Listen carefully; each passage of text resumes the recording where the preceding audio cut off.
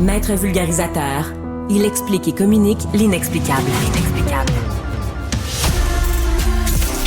Mario Dumont. De la musique aux oreilles. Eh bien, c'est en fin de semaine qu'on va choisir, que la vie va choisir, la victoire va choisir les deux équipes qui vont se retrouver au Super Bowl dans la NFL. C'est le carré d'as c'est choisi. Et donc, il reste 4 équipes qui aspirent encore aux plus grands honneurs.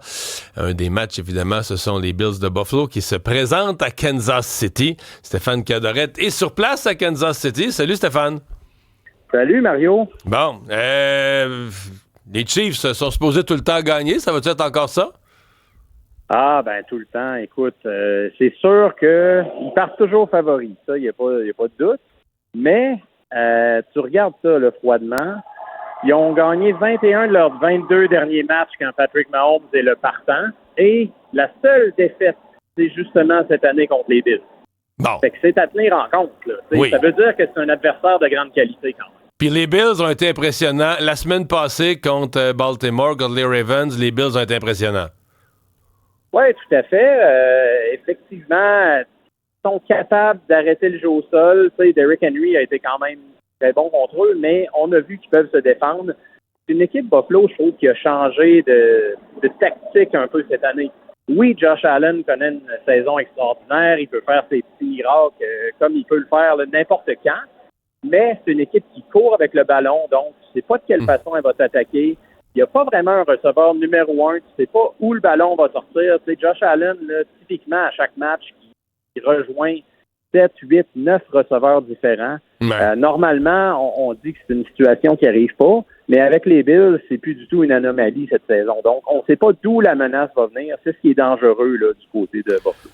Stéphane, je voyais encore des analyses cette semaine. Là, les équipes qui gagnent beaucoup finissent par avoir des gens qui les détestent. Mais dans le cas, on avait vécu ça avec les Patriots il y a quelques années, mais dans le cas des Chiefs, c'est rendu intense. Mais moi j'en suis, je m'inclus là-dedans. J'en peux plus là, des Chiefs, sincèrement.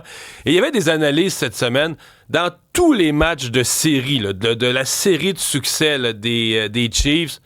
L'adversaire a eu plus de pénalités. Je pense que c'est dans 11 matchs sur 12. Dans l'autre cas, c'était égal. Jamais dans l'histoire récente des succès des Chiefs, ils ont eu plus de pénalités que les autres. Et là, sur les réseaux sociaux cette semaine, là, on multiplie les exemples d'images où un corps arrière se fait frapper, il n'y a pas de punition. Patrick Mahomes se fait frapper de la même manière ou à la même place. Il y a toujours une pénalité. Si quelqu'un touche... La semaine passée, premier jeu du match, là, quelqu'un touche à Mahomes, immédiatement une pénalité. Est-ce qu'il y aura encore cette année un règlement pour les Chiefs et un règlement pour le reste de la Ligue? Ben, c'est l'impression que ça laisse en ce moment. Mais faut dire une chose. Oui, en série, ça a été particulièrement un problème. Moi, je les sortais, les stats, dans un article à matin. Là.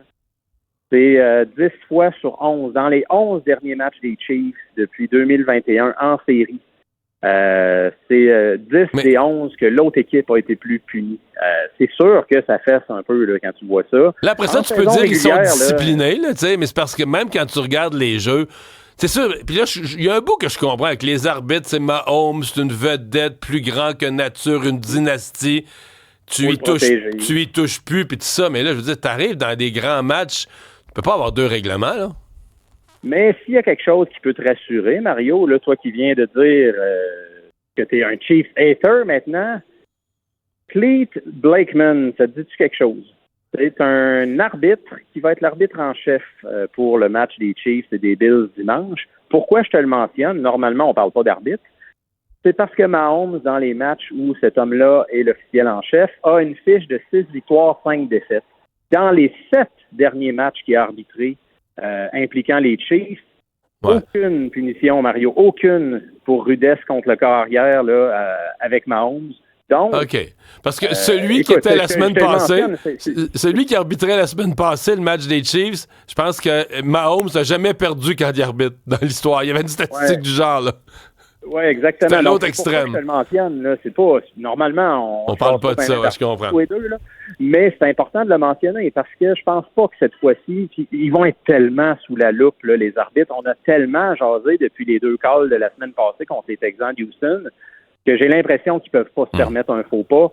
Peut-être que les Bills vont pouvoir s'en donner un petit peu plus à cœur joie. Ça reste à voir, là, mais écoute, c'est mon feeling. Et dans l'autre match, c'est l'équipe Cendrillon de l'année, les Commanders de Washington. Cendrillon pour toute leur saison, parce que c'est une équipe qui a de la misère depuis des années, qui tout à coup, cette année, avec un quart recru, émerge. Et là, tout le monde pense que l'histoire de Cendrillon va s'arrêter en série, mais là, ils sont rendus en finale de conférence, en demi-finale pour le Super Bowl, et se retrouvent là, avec leur quart arrière recru toujours vivant. Mais là, face à mes Eagles de Philadelphie, je pense que ça va être plus tough, là.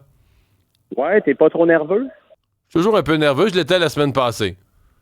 OK, c'est bien, mais écoute. Mais sincèrement, je pense que la défensive des Lions de Détroit la semaine passée s'est liquéfiée devant Washington. Et je pense pas que ça va arriver avec Philadelphie, qui a la meilleure défensive de la Ligue, ceci dit. Je pense pas qu'ils vont faire 45 points, là. Ben, c'est le bon terme, liquéfié, mais il faut dire une chose aussi, là, Détroit était criblé de blessures. C'est l'équipe la plus blessée de la Ligue. Là, t'as le fond défensif des Eagles, t'as une très bonne tertiaire. Ça va être difficile. Par contre, Washington a réussi à les battre pas plus tard qu'en décembre, donc tout est possible. Ouais, mais là, avec tout le monde blessé, pas de Jalen Hurts, c'était un petit peu différent. Je m'inquiète du côté des Commanders pour la défense contre le jeu au sol, parce que Saquon Barkley est carrément inarrêtable en ce moment, le porteur des Eagles.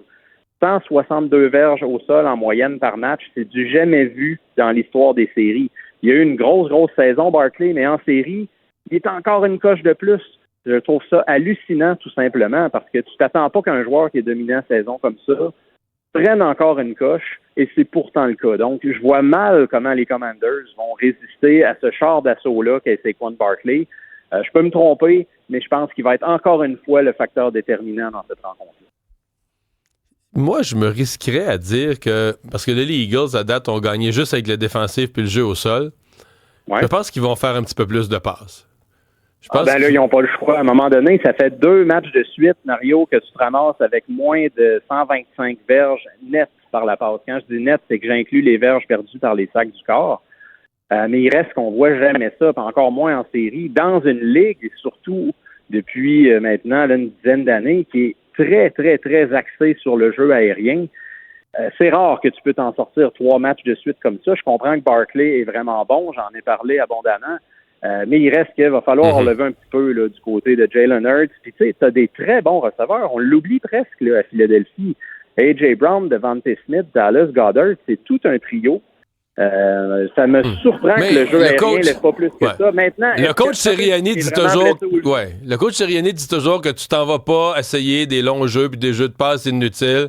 Tu gagnes, tu cours avec le ballon, ta défensive fait la job. C'est comme un risque inutile que tu prends pas si t'en as pas besoin, mais là, c'est parce que tu t'approches du Super Bowl, t'arrives au moment où faut que tu sortes toutes les armes faut que tu sortes toutes les flèches du carquois, là. Exactement. Tu dis, tu te sers pas de cette formule-là tant que tu n'en as pas besoin. Je pense qu'on est rendu à une époque où on en a besoin. On arrive à ce moment-là. Hey, Stéphane, je te souhaite une excellente fin de semaine de football à Kansas City. Merci. Salut. Je m'en retourne. Il y a un rassemblement de fans ici très tôt ce matin. C'est hallucinant comment la ville est cheap. La ville est déjà football. Hein? Ah, chanceux. Salut. Salut, Mario.